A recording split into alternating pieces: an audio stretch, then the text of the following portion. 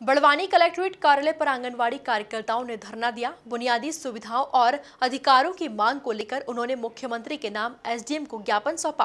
प्रदर्शनकारियों की मांग थी कि उनसे किए गए वादों को जल्द पूरा किया जाए। देखिए एक खास रिपोर्ट।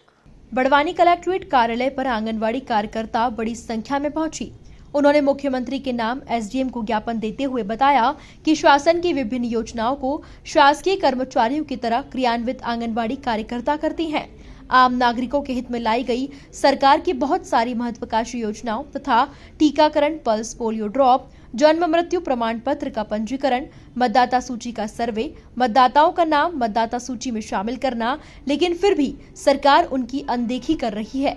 अपनी मांगों को लेकर आंगनवाड़ी कार्यकर्ताओं का कहना है कि उन्हें शासकीय कर्मचारियों की तरह सारी सुविधाएं दी जाना चाहिए, क्योंकि नई राष्ट्रीय शिक्षा नीति 2020 के अंतर्गत आंगनवाड़ी केंद्रों को प्री प्राइमरी स्कूल में बदलने पर उन्हें उचित लाभ मिल सके।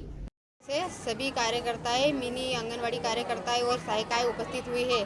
हमारी प्रमुख मांग यह है कि हमें जो मानदेय दिया जा रहा है वो बहुत ही कम दिया जा रहा है। जैसे कि 10,000 रुपये मिलता है तो वो 4,500 रुपये ही कट कर जमा हो रहा है और पिछले 2 महीने से हमें कुछ भी 1 रुपया भी मानदेय नहीं मिला है। इसलिए हमारा घर खर्च चलाना बहुत ही मुश्किल हो रहा है।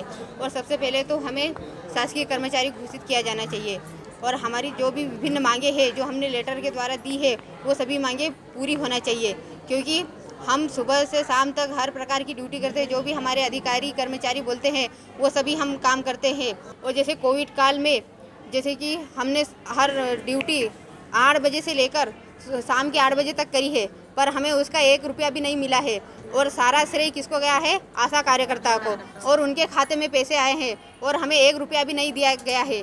यहाँ तक कि जो कोरोना योद्धा हमें उपाधि देने वाले थे वो भी नहीं दिया गया है और ना ही पैसे दिए गए हैं, जबकि सभी काम हम करते हैं।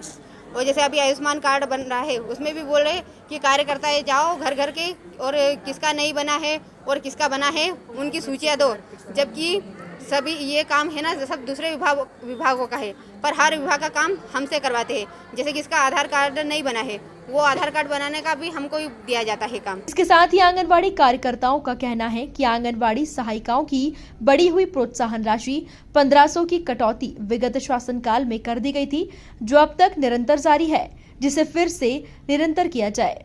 मेरा नाम श्रीमती गंगा गोयल, आंगनवाड़ी कलेक्टेड ऑफिस आया, क्यों आए हो? हम लोग यहाँ पे एकत्रित हुए। हमारी अन्य समस्या इतनी समस्या हो गई कि आज हम बहुत ज़्यादा समस्या से ग्रसित हो गई, इसलिए आना पड़ा हमको, क्योंकि हमारा मानदेय नहीं निकल रहा है।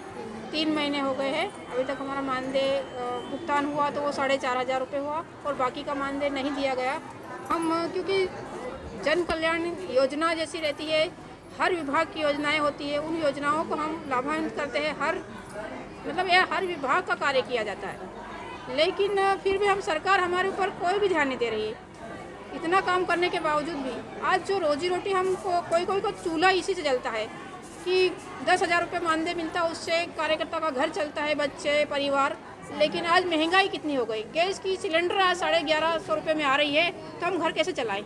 ना तो हमारा मानदेय बढ़ाया जा रहा है, ना हमें सरकारी कर्मचारी किया जा रहा है, और जो मानदेय 10,000 रुपये मिल रहा था वो भी हमें नहीं काट दिया गया है। आपको बता दें कि कोरोना काल में भी आंगनवाड़ी कार्यकर्ताओं और सहायिकाओं ने फ्रंट लाइन कोरोना वॉरियर्स की भूमिका निभाई थी, जिसको लेकर वे आज अपनी मांगे सरकार को याद दिला रही हैं। Bureau report, MP news, Barwani.